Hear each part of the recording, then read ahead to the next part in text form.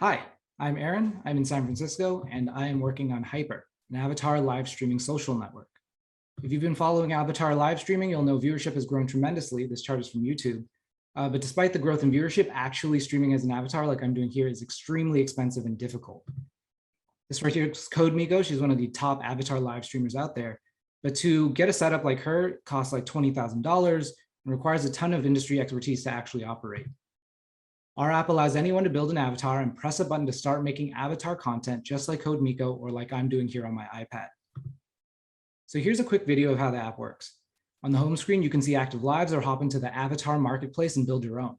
Once you've got an avatar, you can hop into the studio and start making content, or go live and get a URL you can share to whoever you want in whatever community you're in. That's really the core of our product. We take something people want to do and costs thousands of dollars, and we allow anyone with a smartphone to do it. So there's three major consumer internet trends that make us believe now is the perfect time to do this. The first is that pseudonymity is going mainstream. Everyone knows a pseudonymous founder. Everyone knows a community of sorts of pseudonymous people. These people are only going to need more tools to communicate, and this is only going to become a more and more popular trend. The second is that avatars are going mainstream. So like for the first time, a generation is growing up with avatars as a mainstream media format. Fortnite is selling billions of dollars in skins. And then you can look at all the other platforms like Roblox and so on. And the third thing is the avatar live streamers themselves, as you saw in that YouTube chart, are getting billions of views per month, basically. It's only going to become more and more popular, and it's going to become more and more accessible. And so we really think this is the angle that the metaverse is coming from. And our goal is to become the platform from which the majority of avatar content is produced over the next decade. What you just saw is soft launching next week. If you want to use us for something like a podcast, we can help with that. And also we're hiring. You can reach out there. Thank you. Awesome.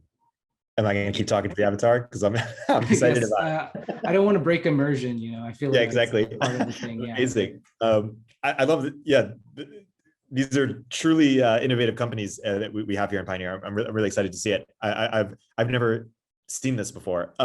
So I look at companies for a living.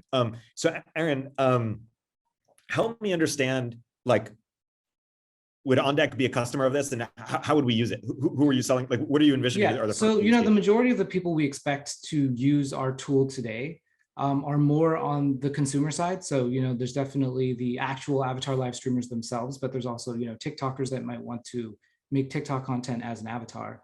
Our app primarily supports both, but we definitely see a possibility in the future where companies or DAOs or whatever with pseudonymous people in them, for example, the crypto community, which all has anime avatars, by the way, can call each other or live stream or even do a company presentation entirely as an avatar.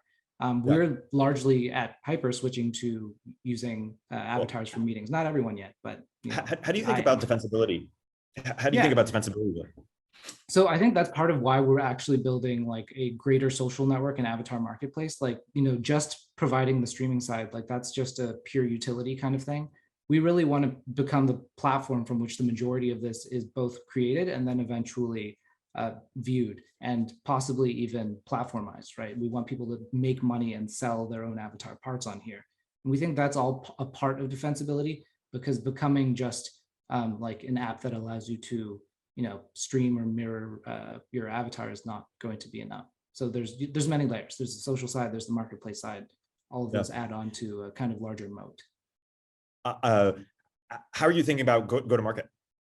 Yeah, so we're going to start with two things. The first is a TikTok. So our larger TikTok network, basically across me, the employees, and our friends, we have a reach of a couple million people on TikTok. And so we're going to leverage that first. The second thing is we have a bunch of Twitch streamers that we're actually going to get to start using this and heavily using a lot of our branding so that other people see that they can do this also, that they can just hop on, build a character, and start streaming. It's funny in tech Twitter, like a lot of us want that Chris Dixon, Matt Wang, sweet avatar, maybe a go-to-market. You could create those for people and then help them, use them. Yeah, that's a great idea. Yeah.